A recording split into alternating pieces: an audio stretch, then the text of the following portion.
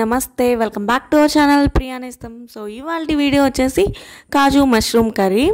So hotel స్టైల్లో ఇంట్లోనే ఎలా ప్రిపేర్ చేసుకోవచ్చో చేసి చూపిపోతున్నాను, చూసేయండి.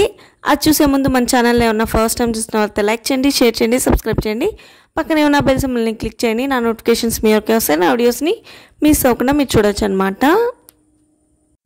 రెస్టారెంట్ స్టైల్లో కాజు మష్రూమ్ కర్రీ ఇంట్లోనే మనం ప్రిపేర్ చేసుకోవచ్చు. అది చపాతీలో కానీ రైస్లో కానీ దేంట్లో తిన్నా చాలా బాగుంటుంది అనమాట. సో మన స్టైల్లో మనమే ఇంట్లో ఎలా చేసుకోవచ్చో చేసి చూపిపోతున్నాను కదా, చూసేయండి. ఇక్కడైతే నేను మార్నింగ్ బ్రేక్ఫాస్ట్లోకి చపాతీలోకి మష్రూమ్ కాజు కర్రీ చేశాను అనమాట. సో అదే ఇక్కడ చెప్తున్నాను, నా వాయిస్ రికార్డ్ అవ్వలేదు, అందుకే నేను మళ్ళీ వాయిస్ ఓవర్ ఇస్తున్నాను. రకరకాల మష్రూమ్స్ అమ్ముతున్నారండి మార్కెట్లో. అంటే మనకి కొన్ని వైట్గా ఉంటాయి, కొన్ని బ్లాక్గా ఉంటాయి, అలాంటివి ఉంటాయి. అవి చూసుకొని తెచ్చుకోవాలి మనము మష్రూమ్స్. సో మష్రూమ్స్ వల్ల కూడా మనకి కర్రీ అనేది టేస్టీగా ఉంటుంది. నేను వెళ్ళినప్పుడైతే నాకు కొంచెం బ్లాక్గా ఉన్నట్టువే దొరికాయి, కొంచెం వైట్ కూడా ఉంటాయి, అవి కూడా ఇంకా చాలా బాగుంటాయి. ఇక్కడ చూస్తున్నారు కదా, కొంచెం బ్లాకిష్ వచ్చున్నాయి, ఇలాంటివి దొరికాయి అనమాట. అంటే మష్రూమ్స్ కూడా ఇప్పుడు బిజినెస్ కదా, సో కంపెనీని బట్టి మనకి ఆ కలర్స్ ఉంటాయి. ఫ్రెష్ ధనాన్ని బట్టి మనకి కలర్స్ కూడా చేంజ్ అవుతాయి. ఒక 2-3 డేస్ అయితే బ్లాక్గా అయిపోతాయి, అవి వేరు. ఇక్కడైతే నేను కాజు మష్రూమ్ కర్రీకి కావాల్సిన ఐటమ్స్ అయితే చూపిస్తున్నాను, చూడండి. ఇక్కడ ముందుగా నేను మిక్సీ జార్లో కొన్ని కాజు, అలాగే బిర్యానీ స్పైసెస్, అలాగే పచ్చిమిర్చి యాడ్ చేసుకున్నాను. దాంతోపాటు ఆనియన్స్, అలాగే టమాటాలు కూడా యాడ్ చేసేసుకున్నాను. సో ఇవన్నీ మనం ఇప్పుడు మిక్సీ పట్టుకోవాలి. ఇలా మనం వేసిన ఇంగ్రీడియంట్స్ అన్నీ ఇలా పేస్ట్ చేసుకోవాలి, మెత్తగా మనం పేస్ట్ చేసి పెట్టుకోవాలి. దీంట్లో నేను 2 ఐటమ్స్ వేయడం మర్చిపోయాను, కొంచెం సోంపు, కొంచెం మిరియాలు. సో మర్చిపోయాను కాబట్టి మళ్ళీ వేసాను. ప్యాన్ పెట్టుకొని ఆయిల్ వేసుకోవాలి. ఆయిల్ వేసుకొని కొన్ని కాజులు వేసుకొని గోల్డెన్ బ్రౌన్ వచ్చే వరకు ఫ్రై చేసుకోవాలి. వేగిపోయిన తర్వాత తీసి పక్కన పెట్టుకోవాలి కాజుల్ని. ఇవి లాస్ట్లో వేయడానికి మనం పక్కన పెట్టుకుంటున్నాం అనమాట. సో అదే ప్యాన్లో ఇప్పుడు మనం కర్రీ చేసుకుంటాము.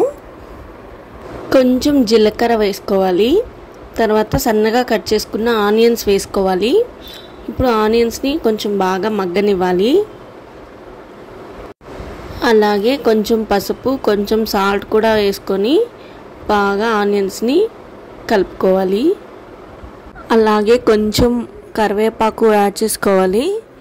ఆనియన్స్ బాగా ఫ్రై అయిన తర్వాత అల్లం వెల్లుల్లి పేస్ట్ 1 స్పూన్ యాడ్ చేసుకోవాలి.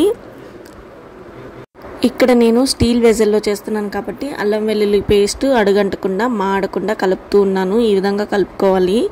అల్లం వెల్లుల్లి పేస్ట్ అంతా బాగా ఫ్రై అయిన తర్వాత మనం ముందుగా వాష్ చేసి పెట్టుకున్న మష్రూమ్స్ని యాడ్ చేసుకోవాలి.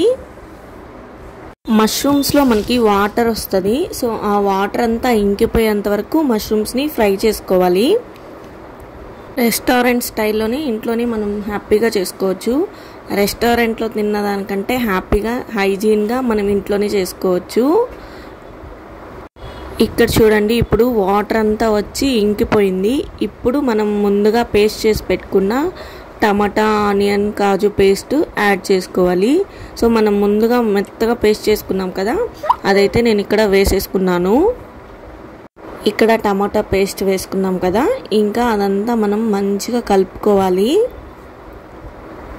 ఇప్పుడు మనం వేసిన టమాటా పేస్ట్ మొత్తం పచ్చివాసన అంతా పోయేంత వరకు మంచిగా ఫ్రై చేసుకోవాలి. ఇక్కడ నాకు ఉప్పు కొంచెం తక్కువ నింది, అందుకే ఉప్పు కూడా యాడ్ చేసుకున్నాను.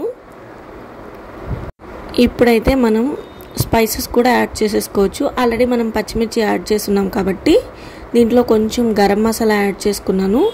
అలాగే కొంచెం కారం వేసుకున్నాను, 1 టీ స్పూన్ వేసుకున్నాను. సో పచ్చిమిర్చి కారం బట్టి మనం కారం అనేది వేసుకోవాలి. చూసారు కదా క్రీమీగా ఎంత బాగుందో. మనం కాజు వేసాం కాబట్టి ఈ టెక్స్చర్ వస్తుంది అనమాట. ఇప్పుడు బాగా ఫ్రై అయిన తర్వాత కొంచెం వాటర్ యాడ్ చేసుకోవాలి. మీకు ఏ కన్సిస్టెన్సీలో కావాలో దాన్ని బట్టి మనం వాటర్ యాడ్ చేసుకోవాలి. వాటర్ యాడ్ చేసుకొని మూత పెట్టేశాను. ఒక 5 మినిట్స్ తర్వాత మూత ఓపెన్ చేస్తే ఇలా ఉంటుంది. సో మనకి ఆయిల్ అయితే సపరేట్ అవుతుంది కదా, అలా ఆయిల్ అంతా సపరేట్ అవ్వాలి.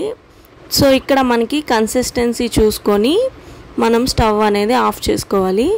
ఇక్కడ నాకు ఇది సరిపోతుంది, సో అందుకే కొంచెం కొత్తిమీర యాడ్ చేసుకున్నాను. కర్రీ అయితే మనకి రెడీ అయిపోయింది. ఇంకా ఆఫ్ చేసేసాను స్టవ్.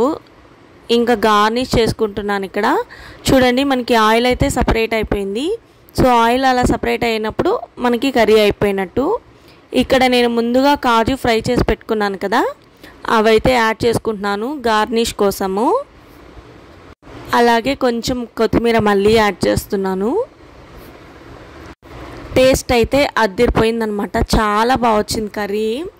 ఇది రైస్లో కానీ మనకి చపాతీలో కానీ చాలా బాగుంటుంది. ఇంట్లోనే మనం నాన్స్ ప్రిపేర్ చేసుకొని ఇట్లా కాజు మష్రూమ్ కర్రీ ఇంట్లోనే ప్రిపేర్ చేసుకోవచ్చు. చూడండి ఎంత బాగుందో, డెలిషియస్గా వచ్చిందనమాట కర్రీ అనేది.